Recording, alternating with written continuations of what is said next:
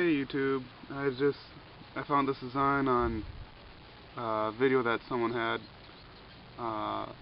He used a can to cook food in, so I just thought I'd share with you how it worked. I got this off of the link that was at the end of his video, and this is what you need. So let's see how it works. Actually, before we officially get started, I figured I'd show you a little bit more of the design. There's this V right here that I use to feed the sticks into. I'm actually using lint from the dryer actually to start it up with. That's my tinder. If you're cooking with it, you might want to make sure that burns off before you start cooking, otherwise you'll have all that the taste in your food. This down here, that is the air vents to aerate the fire.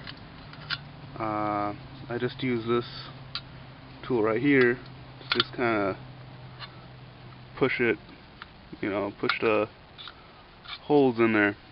So that's obviously how the fire gets aerated. And yeah.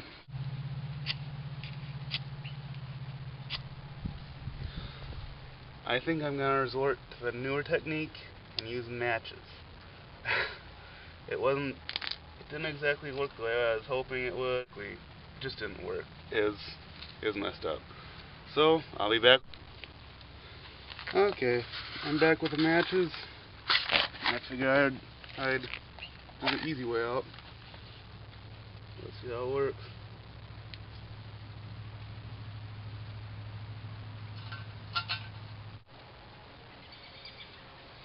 This would probably be a good time to explain my container. Okay. It has a little bit of hair in it, which of course you'd want to be careful of. You don't want to have hair in your tea or whatever you're boiling. But I'm not really too concerned about that because I'm not planning on actually using it to cook with. I'm just using it for demonstration purposes to show how much, just basically to get it boiling. This would probably be a good time for me to explain how I made this. I'll get the tool out real quick.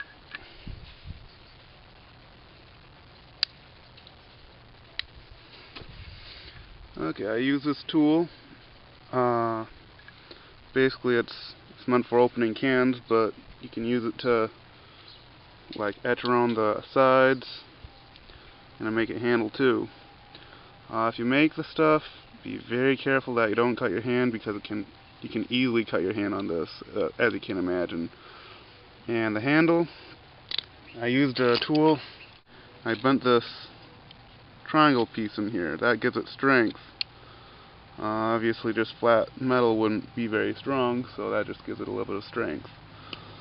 Also another thing, you don't want to, even though there's this handle here, you don't want to use it to handle the beverage or the dish at all while it's on the fire. So the best way to handle this would be to use pliers. It's you keep your hands away from the heat, and just protect your hands from the fire. Basically the purpose of the handle, if it wasn't for the handle, you'd have to reach up here. And of course, heat rises, it wouldn't really protect your hands quite so well. So the handle allows you to grip it from the side of the fire, so you don't get the worst of the heat.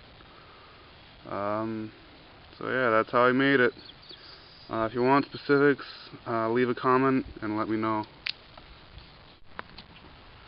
Okay, I've been trying to get it up to the boiling point for quite some time now.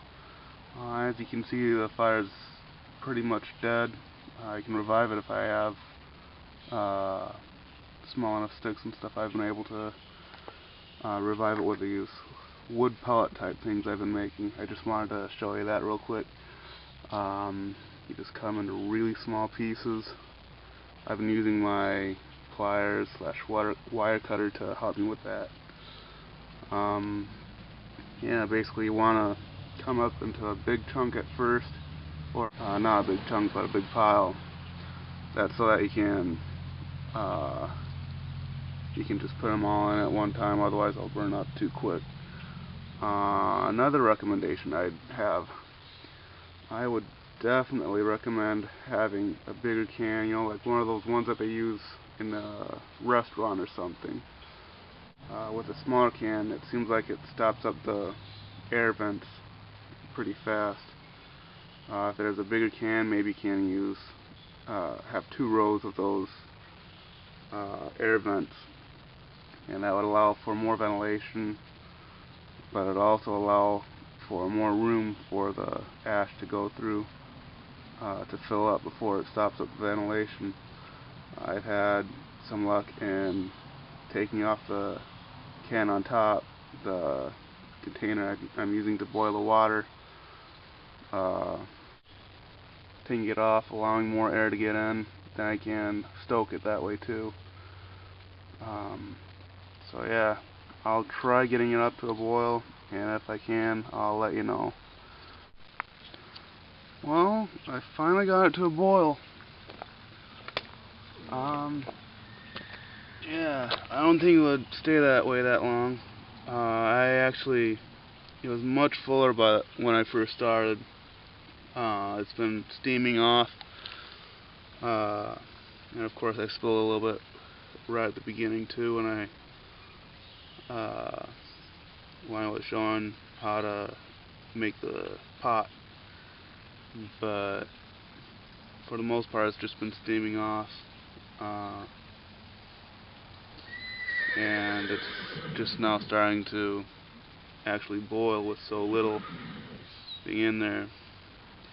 So yeah, definitely use a bigger can. That'll allow you to, it'll allow you to have more wood in there, more aeration vents, and yeah, just basically all around better. You wouldn't have to cut the pieces quite so small. And yeah, well, you might have been wondering what the hot dogs were for. It was actually because I was thinking about roasting hot dogs. I figured I'd give it a try and see if this different cooking form was any better than the first one. It looks like it's actually getting more air and it's working better. I hope it'll last longer. Hopefully it'll be enough for it to cook my hot dogs. Kind of like a miniature fire. It's kind of nice to have something along these lines as far as a container for cooking in. You know, it's like a poor man's barbecue pit. It's actually, this is an area that you have to call in for a burn permit in order to actually have an actual campfire. But something like this, it's just kind of nice because you don't have to actually call in for the burn permit. You can just have your own little fire. So yeah, it's kind of nice. I hope it works out.